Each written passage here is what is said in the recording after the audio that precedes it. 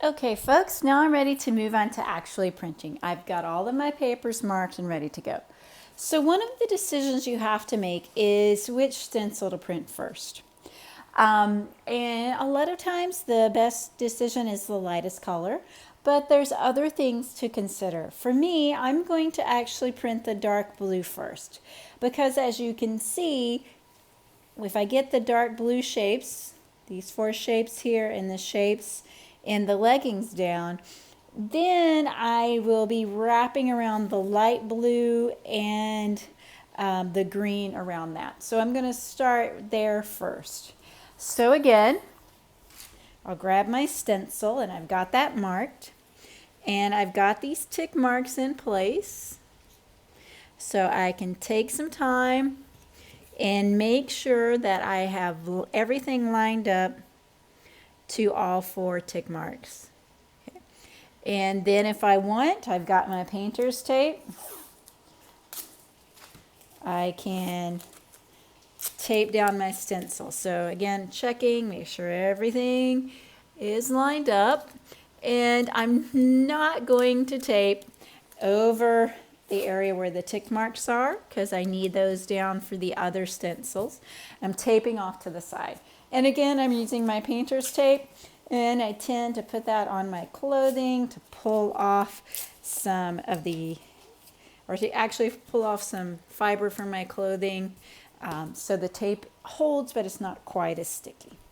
Okay, so as I get going, the one thing I want us to keep in mind, we've been talking about this a lot, is how to not get bleeding. So as I put the paint on my brush, I'm going to offload it so that I don't have too much paint on my brush.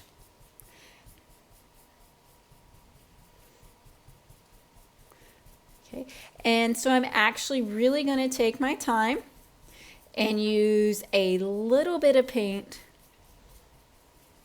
and actually work that into those areas. Okay. So a little bit getting moved around a lot.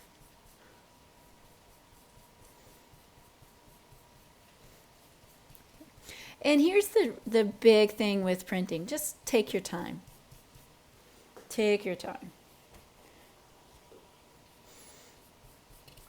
And of course, I always use my non-dominant hand to hold things down.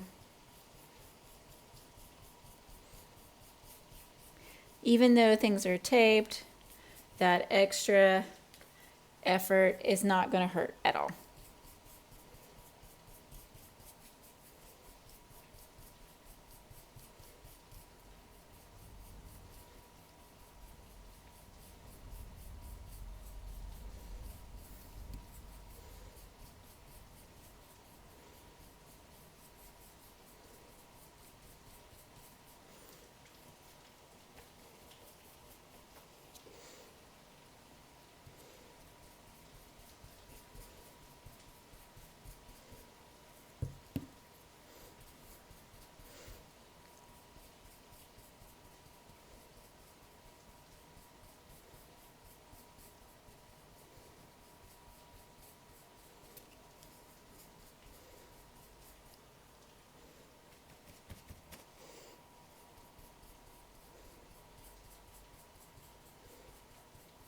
Now, especially with multicolor printing, you want to think about the amount of paint that you're putting down. You really don't want tons of paint or ink. We refer to that as the hand.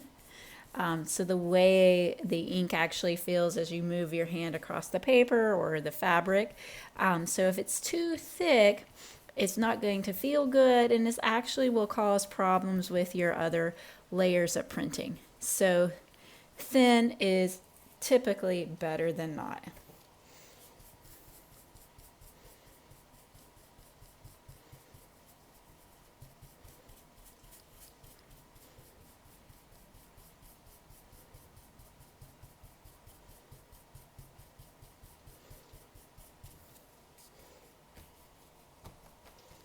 And again, every time you load your brush or sponge, offset so you're not putting too much down.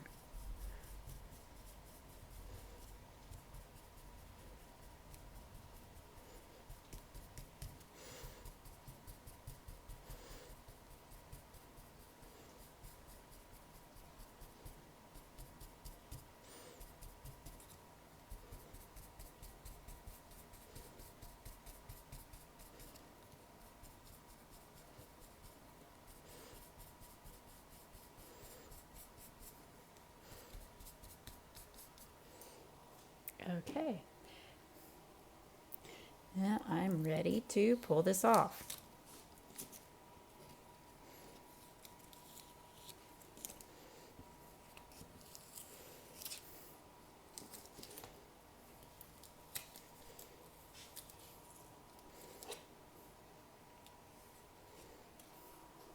Voila, one color done.